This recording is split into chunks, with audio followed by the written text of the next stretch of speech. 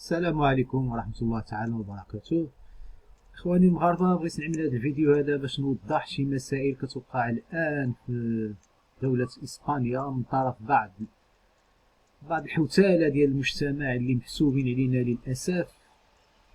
القصة أنه كما كتشوفوا هاد السيد هذا واحد راجل مسن إسباني عجوز كيخرج كل عشية في نزهة، ما يسمى بنزهة، وإذا به يلتقي به مجموعة من الأوباش للأسف، فقاموا بالاعتداء عليه هكذا باطلا، ولا حول ولا قوة إلا بالله كما تلاحظون في هذه الصورة.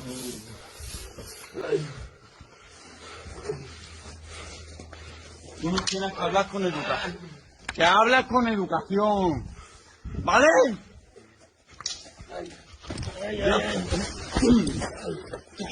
¡Muévete lo mismo!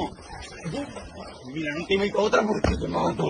Ya está, هذا الشيء اللي وقع هاد اليومين في منطقة مرسيا للأسف استغلته بعض الجهات المعادية للمهاجرين ووجدته بحال شي فرصة اللي كانت كتسناها، عطاوهم الفرصة باش دابا الآن كاينة واحد الحملة خطيرة جدا، وأنا أعيش بإسبانيا ولم أرى مثل هذه الحملات من قبل ضد كل من هو مهاجر. فهنا في الصباح البارح كانوا مواجهات بين مجموعة من الإسبان ومجموعة من المهاجرين، استعمل فيها العصي والأسلحة البيضاء والهروات. للأسف أصبح الوضع خطير وخطير جدا.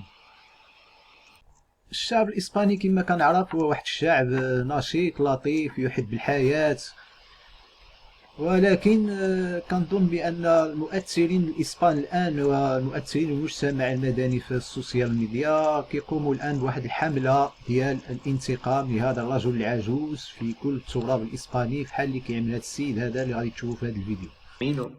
Tranquilamente se encontró con un grupo de marroquíes, porque así lo pone la noticia y así lo ha dicho la policía local de Torre Pacheco, ¿vale? Y le hacen esto al que podía ser tu abuelo.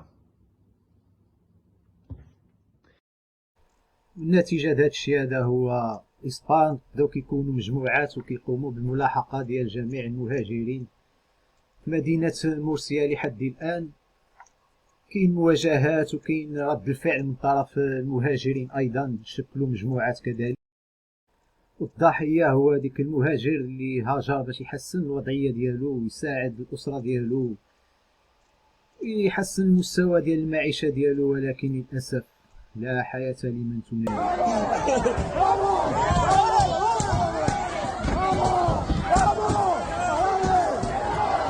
Te has equivocado de calle, socio. Te has equivocado de calle.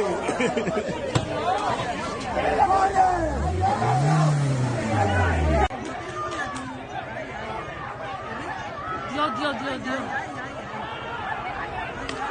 Hoy.